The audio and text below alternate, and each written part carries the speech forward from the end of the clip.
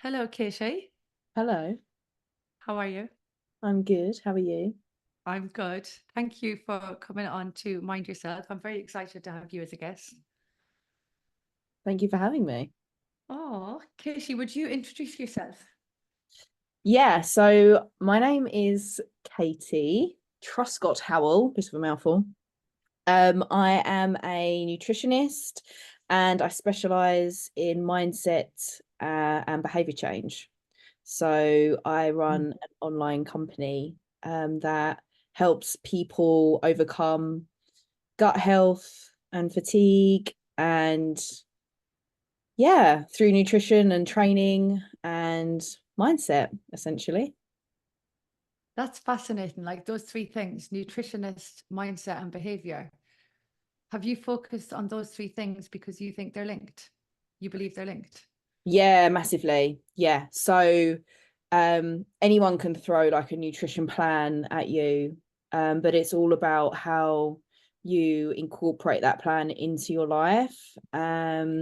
And limiting beliefs is like a huge part when it comes to sticking to plans, habits, rituals, everything like that. And that is what results in success. So I want everyone to be successful in all of their endeavors. And if they come to me wanting to change their life through, healing their body, through nutrition, then I want to give them the tools to succeed. So yeah, I do believe that they're heavily linked. Yeah, and that's in the world we're in now, that's just so beautiful to hear because so much of our medicine and mental health as well, it's all focused on fixing the problem, isn't it? It's like putting a plaster on it, so to speak, isn't it? It's like anxiety tablets are on the rise, antidepressants, and the Western medicine is, yeah, just all about putting a plaster on it, whereas you're working from the inside out. Exactly. Yeah, it's just masking it really, isn't it? Yeah. Take this, take that, and mask Mm. it when essentially most of the time people who come to me, they suffer with really bad anxiety, and Mm. that's usually their main trigger when it comes to their gut symptoms. So once we address their anxiety through different psychological techniques, um, and provide them with a nutrition protocol alongside that, it's really easy for them and a really quick process actually for them to get out of their own head and start to feel better, really, really quickly. So yeah, it's super cool. It's fascinating, isn't it? I think sometimes we can be led to forget how connected the body and mind are. Oh yeah, gut brain axis, everything. Yes. Yeah. And it's Yeah. fascinating, isn't it? Because sometimes we try to focus on one and we forget that we need to work on the two, the balance the two, don't we? To sync each other. Yeah, a lot of our emotions that we feel creates a response in our gut. So that's why, like, if you're stressed about something, like you've got a presentation at work or something like that, you might get a bit of a dodgy tummy because you're, yeah, creating all that stress within your bowel, and that's the side effect. So yeah, it's definitely something that needs addressing a lot more. Yeah. And how lucky we are to have people like you telling us this and shining awareness on it. Oh, thank It's you. brilliant, isn't it? Because like you said there, we've all been there, haven't we? You're stressed. You can feel it in your gut, like you said, or you can say it's your stomach, but it's right in your gut. Then it comes out in your skin. Yeah. We've all been there. It's a whole cyclical thing, isn't it? 100%. Yeah, toxins Yeah. and everything. Yeah, it is a bit of a vicious cycle. And the trouble is we're not taught any of this in school. No. So because we're not taught any of this in school and we grow up not learning about any of this unless we seek external education. But why would you do that if you've got, a full-time job and a family anyway? Yeah. And then we're not able to pass this information down onto our children, and it's just this kind of vicious cycle. I do think Mm. that there should be like a nutrition syllabus in school or something. That was my next question to you. We didn't have it in school. Is it in the schools now? Well, I didn't have it in school No, either. I didn't know it either. I still, if I'm being honest with you, I still am not fully sure about when I see your videos online. I learn from you all the time.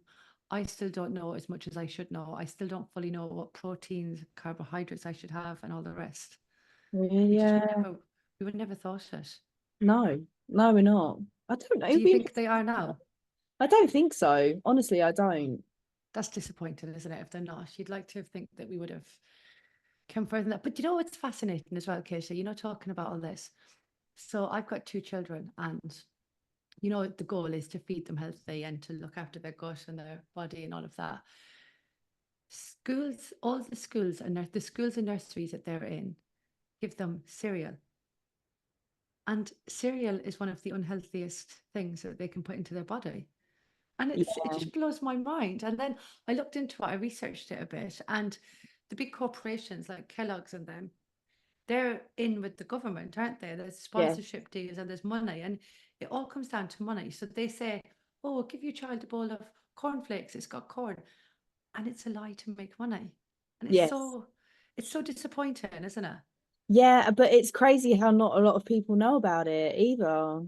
Isn't Um, it? Because we trust what we're told by exactly. the It's not government. wide, And yeah. It's yeah. not widely known at all. I actually got approached by a nursery a couple of weeks ago to redo their whole menu because they had never ever had a nutritionist in to Oh, sort out their menu for their children. And they've got a chain of 5 nurseries. And it's just the chef, sorting out the meals. Well, yeah. surely your meals are going to be different from a 6-month-old to a 2-year-old or a 3-year-old. So yeah, and in terms of protein intake, which is, paramount to all of our body, it's the building blocks that make up our body. Um, it's just not widely known, or yeah, I think there should be some kind of legislation in there Yeah. to Yeah. Or really at least support this. anyone, I think anyone that's listening to this, like just start by following you and, you know, other people that are just giving us the knowledge. Because then it's like everything. Once you start getting a bit more, you want more and more, don't you? And you just learn yourself. Yeah, it's true. There is quite a lot of misinformation out there, though. Do you find it quite conflicting? Like when you're looking online, do you get a little bit overwhelmed with the amount of information out there and what's right, Yeah. what's wrong, who you should listen to? Because quite a few people come to me and are like, "Oh, I'm just so like overwhelmed with how much information is out there. Can you help? Like, what is the correct way to go about this, or whatever it might be?" And I think that's quite sad as well. It is, isn't it? And there's so much misinformation. Like milk, for example. I was brought up to be told milk is good for you. Milk is good for your bones, drink lots of milk.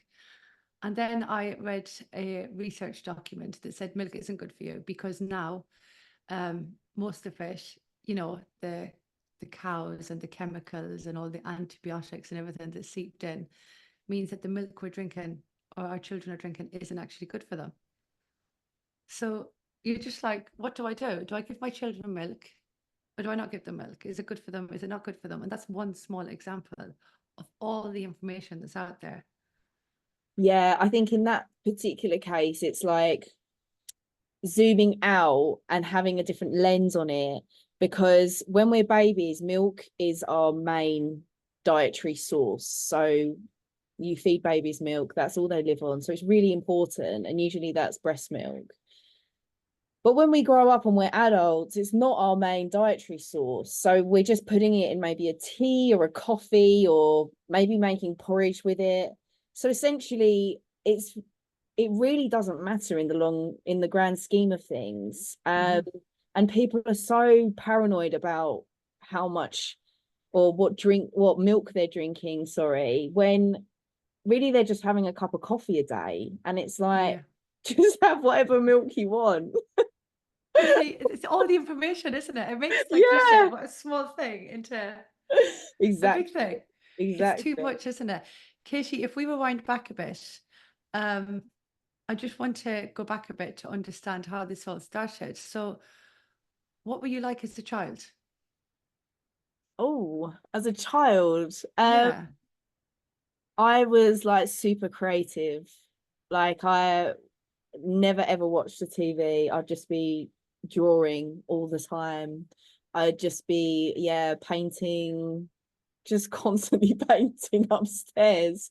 I was like quite quiet. I got my first horse when I was 9, so I was quite young when I started riding when I was 3, and then I got my first horse when I was 9. So I was really into riding from a young age and did that competitively. So that took up a lot of my time, to be honest. I'd be down the yard, in the country, in the outside, just loving life and going Oh, there after school. So yeah, my childhood was great, you know. I love the outdoors. I'm rubbish if I'm cooped up inside. And yeah, I was just always really creative, um and really into sport. Like, I'd play a lot of sport. I played tennis, I did horse riding, I was swimming, all competitively. So it was quite a lot.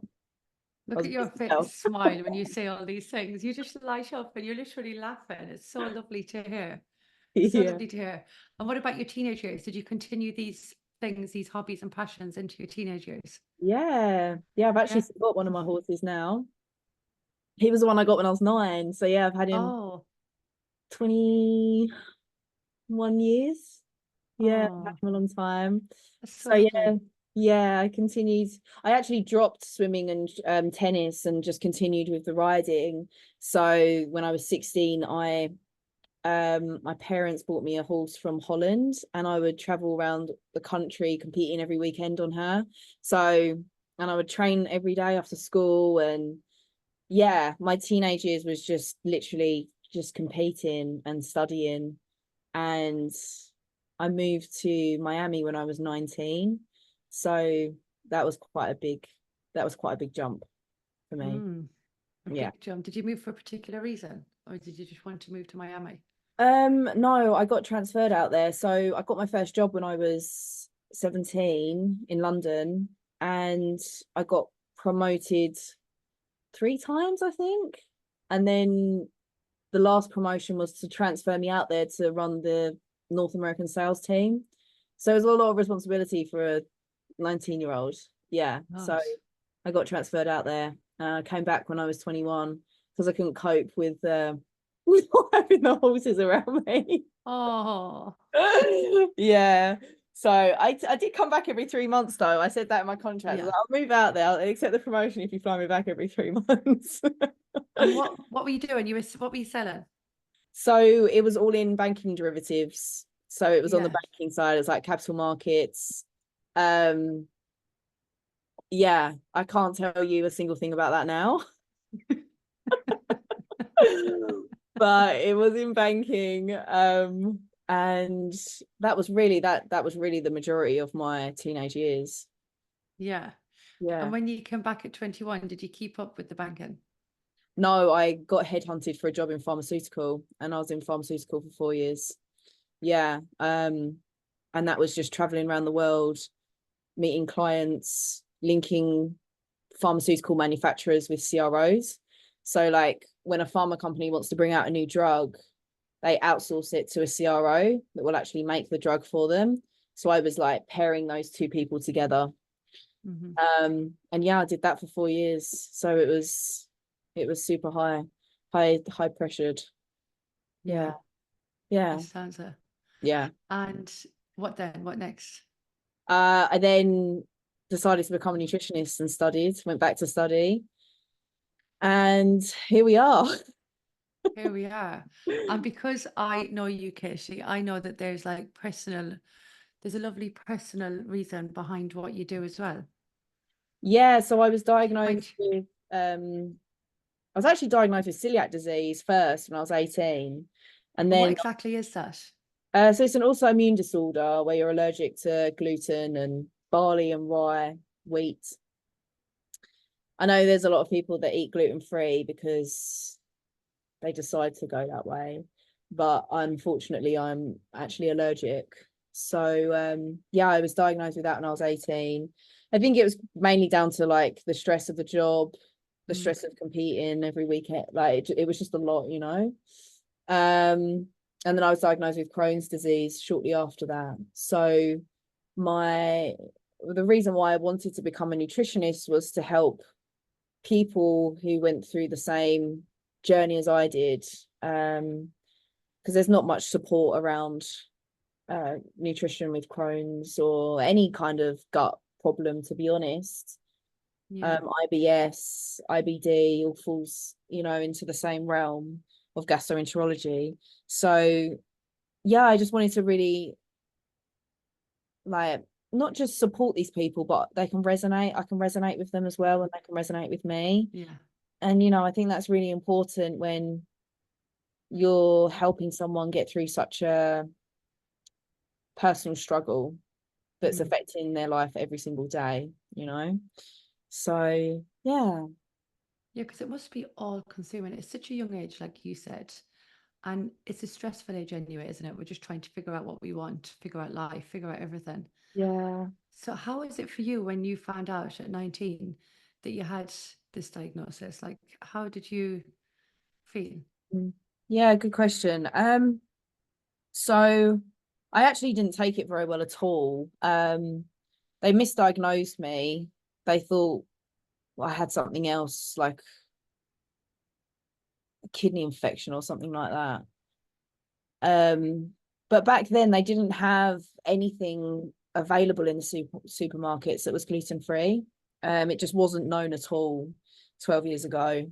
So I was just really lost. Like, I didn't know what I could eat. What I could eat was very minimal, because everything that's available now wasn't available, like bread, pasta. So my diet went really restrictive, and I couldn't, the foods that I loved, I couldn't eat anymore. Sometimes I would just eat them and be really ill, because I was like, Yeah. what the Yeah, hell? you're just like, screw it. Yeah, there's nothing Yeah. else for me to eat. Yeah. Yeah, Chinese, yeah, I can do that. Yeah. Oh, it just sounds awful. Like you said, it just sounds like you're lonely and alone, and you're Yeah, told not to eat it, and you're like, well, what will I eat? What will I eat? exactly. And there wasn't any support, like, through the NHS, so Mm. it was just a case of learning through mistakes at that point.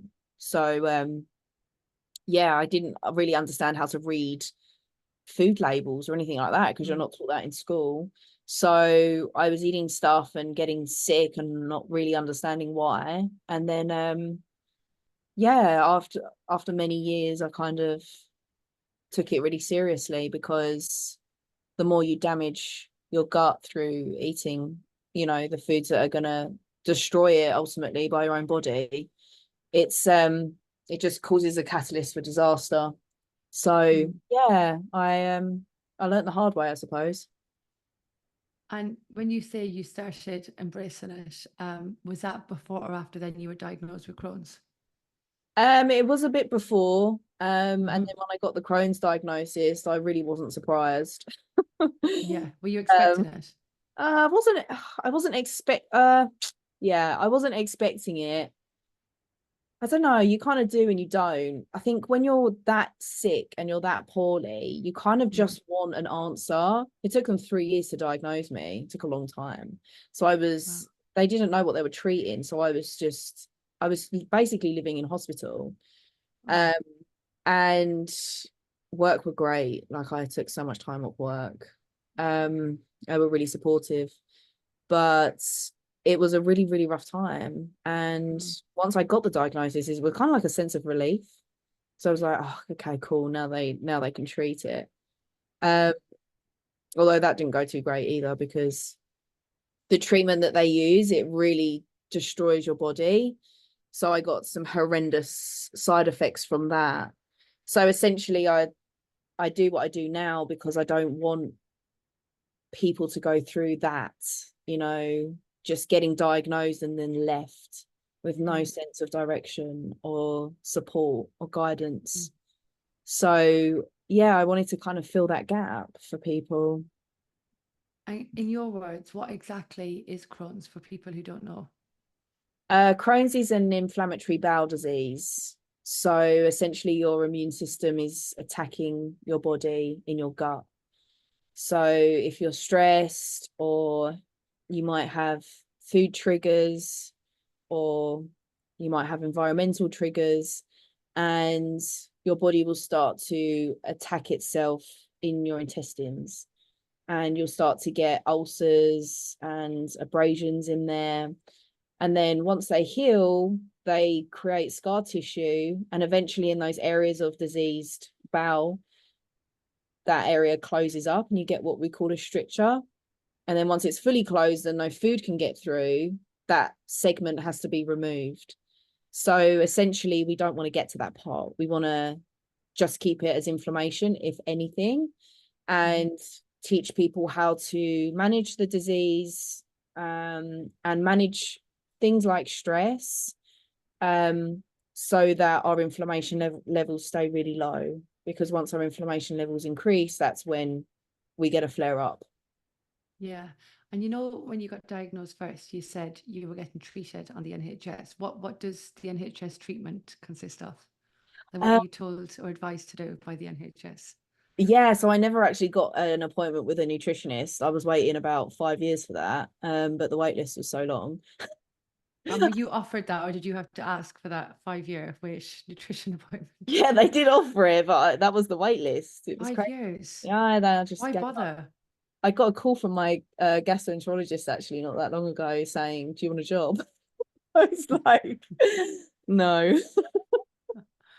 So they tell you you've got Crohn's, then they offer you an appointment, and then that's 5 years down the line. Yeah, And what well, about, what's the yeah. treatment then? What's their advice of how to deal with it? They just pump you with steroids. They just give you steroids to lower your inflammation levels, which are really, really harsh on the body, you know. Then because my Crohn's got to such a severe state, they put me on a biologic, which back then was quite it was quite rare. They hadn't been around for long at all. So I was put on a biologic where you have to go into hospital every 8 weeks, get put on a drip, and you sit there in rheumatology getting medicine pumped into your vein.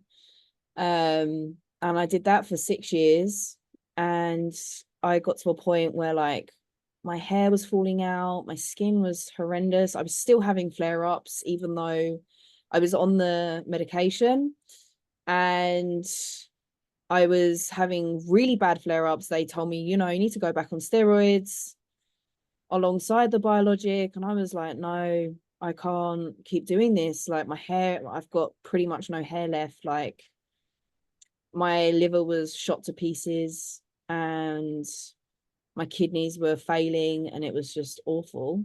So yeah, I actually took myself off everything. Oh, that's so brave. Yeah, I took myself off everything.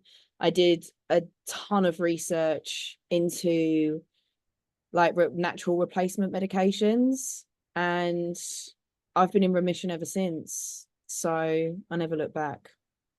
Wow, you are incredibly brave. I know. Incredibly brave. Because when Yeah, you're in that system, even when you're in a hospital for a day, you're in it, aren't you? And all that advice it's not even given to you, it's put at you, isn't it? And yeah, just for you to make that decision, I just think you're incredible. yeah. Absolutely incredible. Was it something, you had 6 years of getting the treatment and feeling like you did? Was it a feeling or a longing you had for a while that you wanted to explore Yeah. another way? Was it? Yeah. Yeah, big time. I absolutely resented having that pumped into my vein. From the first day, was it from the beginning you hated it? That feeling probably grew over time. Mm. But it was definitely in there somewhere. I didn't want to be on medication for the rest of my life. Hmm. And every time I'd speak to my gastro, and I would say, how long have I got left on this drug? And he would always say, for life. Yeah, you're on this for life. And I was like, when am I going to know when I'm in remission? And he was like, you'll know. You'll just know. So I was like, okay, well, I'm still flaring, so I'm definitely not there yet. Mm. But I just got this inner strength that I just knew I could do it myself. And I'd done so much research and study into it. I trusted that I could do it myself. I had that belief there. So I think that was a big part of it. Yeah. And I have hair now, and it's great. You have beautiful hair. We were talking about this before we started recording. I said you were like Rapunzel. You are like Rapunzel. And do you know what? Just that in itself, to think back to you losing your hair to you now. Wow, isn't that just incredible? Yeah, yeah, it's really sad actually, because when you're in it, you don't really, you know what it's like. Even when you're in Mm, like a toxic relationship, you don't see it until you're out of it. But when yeah, you're in it, and you don't have the knowledge base to question things, mm, it is a scary place to be. Because people aren't taught to question either. We're just taught to follow and not to be curious, and not to think of it as like being a bit of a time waster. You don't want to take up people's time or whatever, yeah, because they're really polite. yeah, um but it's so important, and I've learned that over time. And to put yourself first, because you're not told the side effects of things then and there, yeah, and it's these long-term side effects that prevent longevity, and that's what we want mm, longevity. We want to live healthy, amazing lives. And some of these medications can, bring on cancers, and we're not told any of this. It's just sign this waiver, sign on the dotted line, see you later. And yeah, I think people need to be more curious. yeah. And as well, I think it's good when you are curious and you realize as well, it's a money making game as well, isn't it? Like Western Yeah, medicine, like you talked about the pharmaceutical side, like cancer is a multi-billion dollar industry. yeah, exactly. It is. And what we, like you said, we're just led and taught to think that this medicine way of dealing with our bodies is the only way, but it's just not. No. It's not the only way. Like our bodies are natural. Like there's always a natural way to do things, isn't there? Yeah, but we're not conditioned that way, unfortunately. I No, feel we're not. like it's kind of like a Western thing, because Mm, a lot of my friends in India have our outlook. And when you start surrounding yourself with these people, that's when you become really aware. mm, Um, Even when it comes to like childbirth and children's injections and things like that, I think yeah. that's becoming really controversial. Oh, it is. And I've had two children and in the NHS in the UK. And before I went in, Katie, especially with my first, I was like reading up on hypnobirthing, women's bodies are made for this, all natural, all natural. And you go in and they're like, right, you have to have on the second one, you have to be induced. And it's like, no, no, no, it's a natural thing. I'm going to let it happen as and when it should. You have to be induced. And you can hear the anger and frustration. And they're getting the senior consultant in, and you're like, no, no, no, it's my body. This is what I want. Right. Well, there's a chance of stillbirth. And they throw these terms at you. And you're like, God, it's all so wrong. And it's kind of like scaremongering, isn't it? And it's like, of Yeah, course, if someone throws that term at you, you're going to lie at their mercy. It's just, like you said, you're just consumed by it when you're in there. you are. And I don't know why they're conditioned that way. I haven't figured that out yet. Yeah, But well, when you do, we do another podcast about it. I've You broken figure it your heart, out. I've You figure it broken, out and I've let us broken. all know, okay? I interviewed some doctors and some nurses. Secret squirrel. You figure that out, Katie, and let us know. Put my detective hat on. Oh, here's the Um, giggles again from beforehand. But when you were brave enough to make that decision, you're so incredible. Like when you look back now, I hope you see how incredible you are and were. yeah, yeah, What, like, you must have been met with resistance from family or friends or doctors or all of them. yeah. They thought I was insane. Yeah, and how did you deal with that?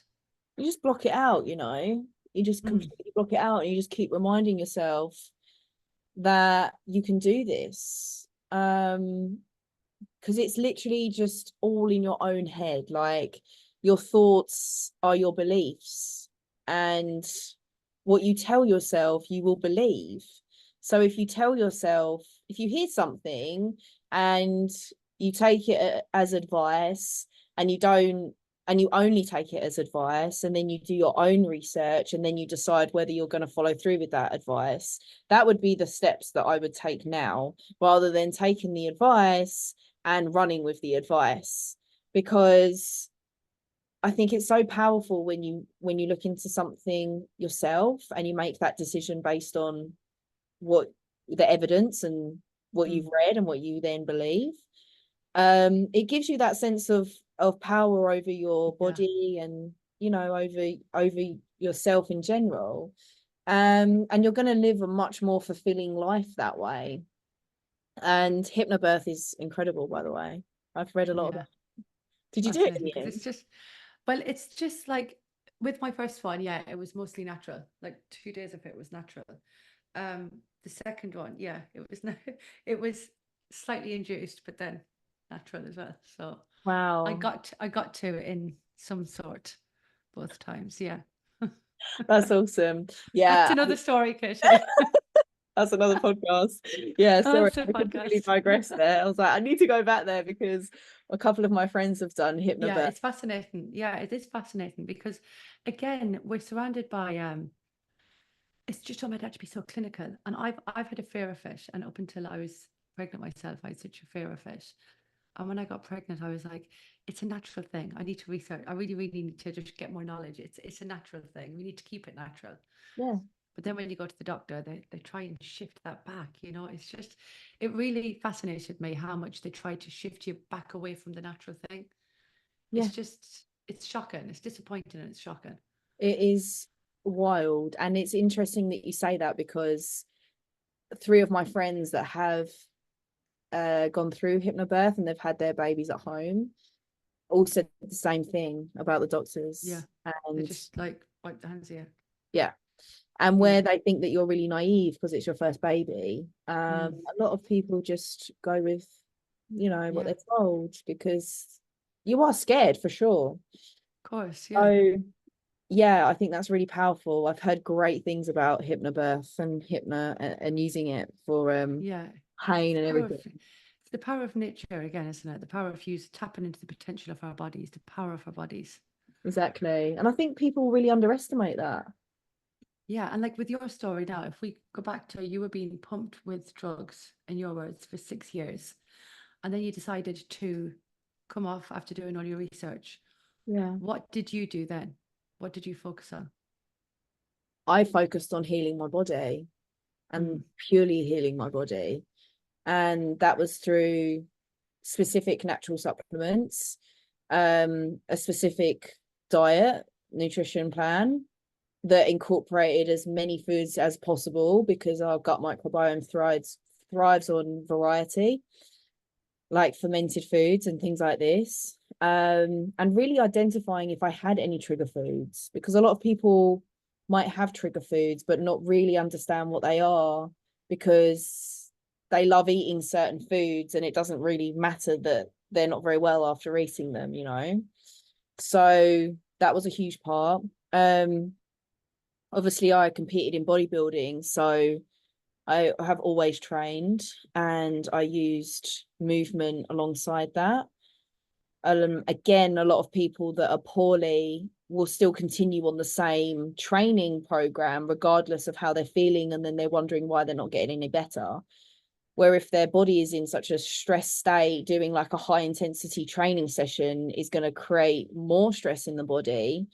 And taking a step back and thinking about what's actually going to benefit them in terms of training. Like, it doesn't necessarily mean they have to stop moving, but doing a different practice that is going to actually induce like their body relaxing is going to be way more beneficial than creating this crazy amount of stress and pressure in their body. So it was all about training to my highest good and training to help my body recover. And then all the mindset and behavior change stuff. So it was like a multifaceted approach that I had to take, and that's really what I help my clients do and understand. And did you do all them things together from the offset, Katie? Mindset, behavior, training, and diet. that came in. I mean, I was studying psychology, so that kind of came in after. I mainly focused Mm. on the supplements and the nutrition and the movement. Yeah. If I had incorporated the mindset and behavior change stuff before, I probably would have got to remission a bit quicker. Mm. But I've got that now. I've learned it, I know it, and I can take that on forever. So that, I think that's Yeah. what's important, because prevention and sustainability is key. Mm. Once you know this Yeah. stuff, you've got it for life. So Yeah. And when you started focusing on naturally healing your body, when you stopped going to the hospital and getting the steroids and everything else, how long did it take for you to see the positive results? it took me 3 to 4 months, actually. It was really quick. It was Wow, really three to quick. 4 months after Yeah. 6 years of getting Yeah. pumped. 3 to 4 Well, months. it was actually 11 years in total of getting Wow. pumped full of crap. So after 3 to 4 months, like what results were you seeing? Like how are you feeling? How are you doing? I used to be in like severe pain every day at bang on 2 o'clock in the afternoon. Um, and that stopped. I had no pain. My skin, I didn't have like acne anymore. My skin totally cleared up. My hair stopped falling out. I used to be like chronically fatigued as well every day. Mhm. That when I could actually like smash my workouts again, which I could only really do when I was on steroids, because the steroids was just masking the whole thing. Mm. So that felt great. I trained for 100K race and I did that, which was crazy. Wow. Yeah, that was That's wild. that's brilliant. This is Um, within a year of doing this. yeah, yeah, yeah. That's So fascinating. yeah, it was a really quick, but the main thing that I got back was my freedom. I know this sounds Mm. crazy, but I relied so heavily on the hospital. I was in there every 6 weeks getting my tests done, ready for my infusion 2 weeks later. I had to miss out on holidays with my friends because the dates didn't line up, Mm. or like occasions with my family, because after the infusion, I was like, my blood pressure would go crazy low and I would be so fatigued. I literally was like immobile for days, weeks after. Um, it just really, yeah, I couldn't go out and drink with my friends, just little things like that. So Yeah. I really feel like I've got my freedom back, because I have the flexibility now to do whatever I want. And I think Yeah. that's priceless.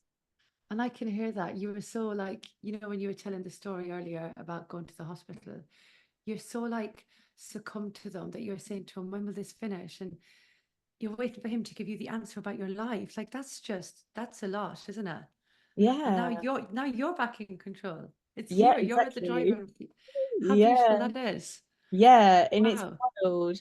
And my bloods used to be in the red, like all my biomarkers, like on my blood tests, used to always be in the reds. And ever since I took myself off everything, they're all in the green. And Wow. my consultant will call me up and be like, Katie, your bloods, they look great. Like, what are you doing? And I'm like, I'm not gonna tell you. And how I was going to ask you that next. The hospitals, when you stop doing everything, are you still like in the system? Do you still go for checks? Yeah, Like, yeah, I'm yeah, still you in the do. system. And do Yeah. they know, are they aware of what you're doing, how you're healing No, it? no, No. because I still want them to check me, Yeah, just because I want to for monitor yourself. my progress for myself. So So yeah, what, they think you just got like naturally, miraculously cured? yeah, they're like, you're a miracle, Katie. Like, sure. Sure, yeah. It was an Yeah, angel. absolutely. Yeah. Oh my goodness, that is fascinating. So they just think Yeah. it just picked off overnight, and are they not Yeah. interested? Are they not asking you like to study your body, or I don't know? Can we dissect you? Quite a big miracle, isn't it? Is nobody asking you deeper questions about this? Yeah, yeah, it's Does crazy. none of them ask you? Does none of them really ask you deeper questions like, are you doing anything different? No, they don't care, do they? That just sums it up, though. That's so sad, isn't it? That none of them are really interested or No. asking you like what you're doing different, because you would think as a doctor or whatever different titles they have, they're like, wow, look at this person is transformed, let's just ask them, are they doing anything different, so that we can figure out. You would think Yeah, one person would think like that, wouldn't you? you would have thought so, but yeah, It's I don't. sad, isn't it? Yeah, you're just a number, aren't you? Yeah, yeah, it is. And that's another awakening you get when you start getting curious about it all, isn't it? It is Yeah. the way the system is, it's broken, isn't it? Yeah, I found that when I worked in pharma. It was quite yeah, it was a bit of a shock actually, especially when you're talking to these people firsthand, Yeah, who are in yeah, it. Like they are in the center of it. yeah. And I was just a bit like, this is hectic. I bet it's eye-opening, yeah, what you It see and was hear. so eye-opening. Yeah. Yeah. It's So another podcast. We've got 3 more podcasts. God, I just have Katie on every week. I feel like I feel like the Westminster are going to ring you up to sort out the NHS system. Imagine that. You'll be the Minister for Health. They won't like it because I can't patent natural. Yeah, no, that's it. It's not making money. Get rid of her.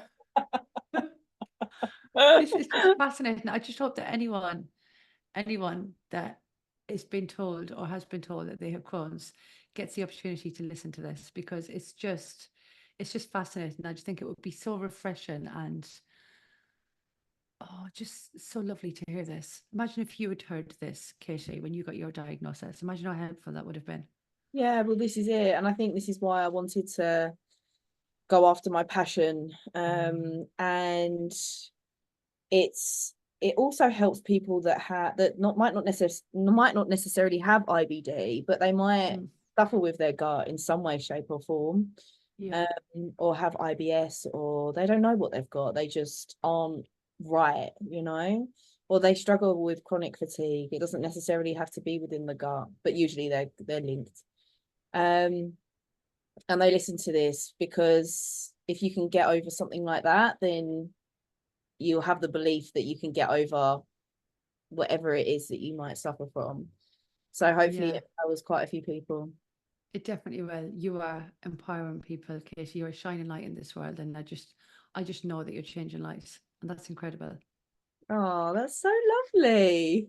You are, though, and you know what this will do as well. I think if anyone is listening and they have a medical or a health issue that isn't related to the gut, it's just a reminder as well to be curious, isn't it? Our bodies and our minds are meant to heal themselves, and once we get that curious mindset, like you said, and start looking at alternative ways, it's better to look at the root cause than masking it and putting a plaster on it, isn't it?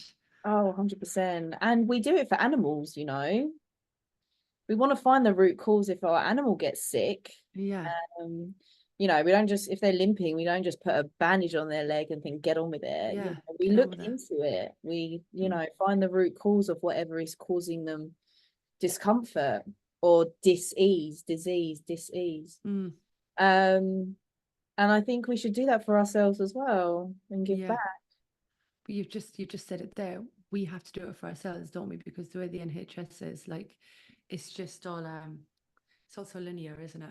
So we've got to go out and just research what's best for us ourselves. Yeah, yeah, not Yeah, caught up in the system. yeah, absolutely. Yeah. I mean, still get It's advice if you want to, but be curious. be Yeah.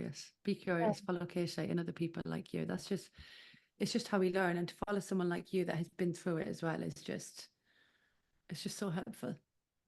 Yeah, this comes from first-hand experience. So Yeah, exactly. And you've got the understanding, you've got the knowledge, and you've got the understanding, and that's it, isn't it? That's a powerful mixture.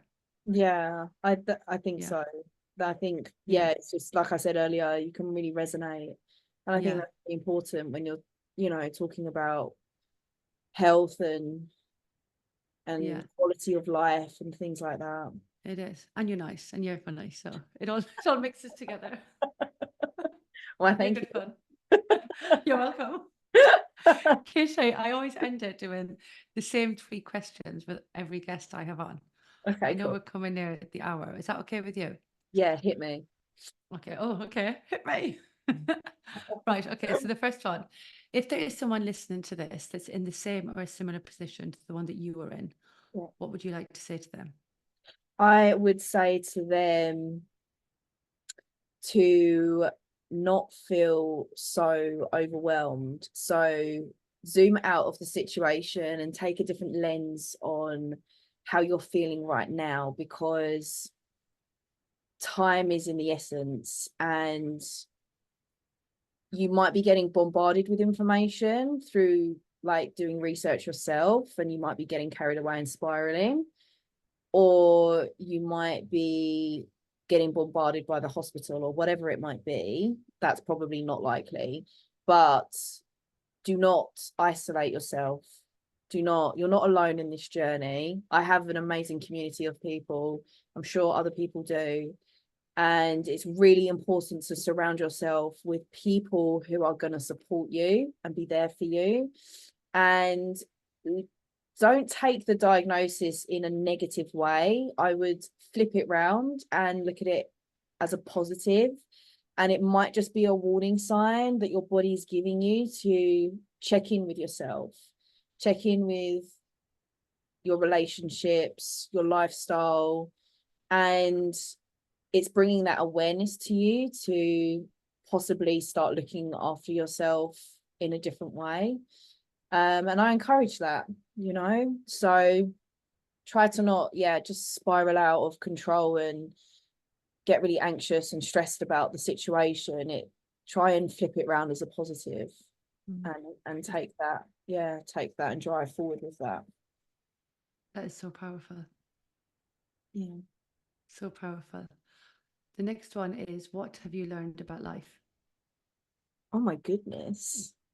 That it's not easy, and life is always going to happen, and you're always going to have stresses thrown at you, and it's never going to be an easy ride, no matter what your circumstance. And it's how you learn to manage the hard times, which is going to make you, or should make you, feel super grateful and appreciate the good times.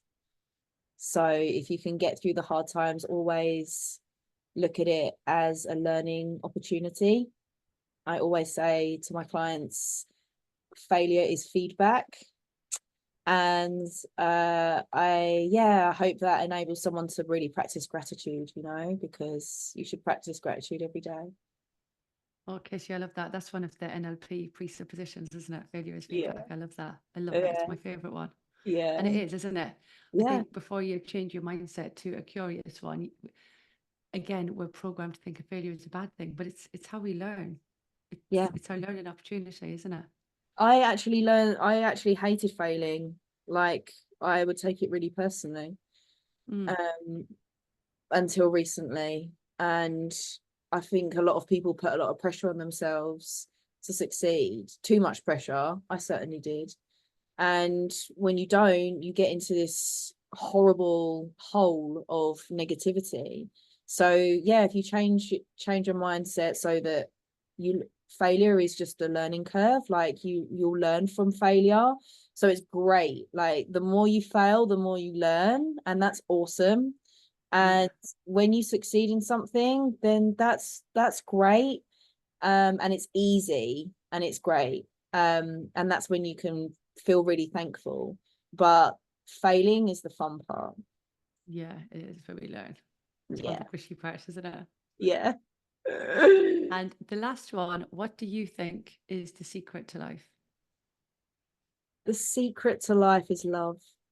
Oh, it is. Yeah, it is. Love, love. Yeah, When you, love is everything. mm, Yeah. I think, yeah, when we say love, we need to always remember to love ourselves as well. Yes, definitely. To love ourselves and to love everyone. Kindness goes very far.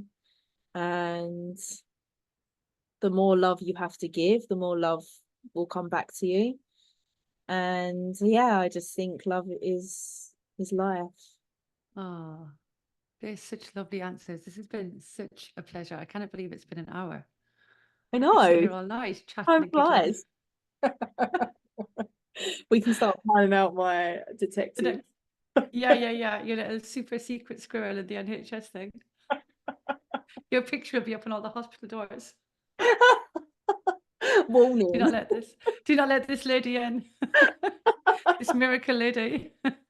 Oh, Katie, thank you so much. Thank you. It's been a I really pleasure. appreciate it. Thank you.